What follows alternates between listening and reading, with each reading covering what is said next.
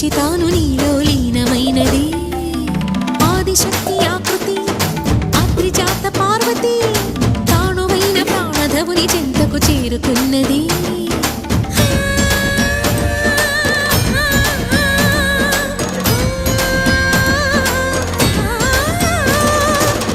భువికి తరలించేలా ధరణి దివిని తలపించే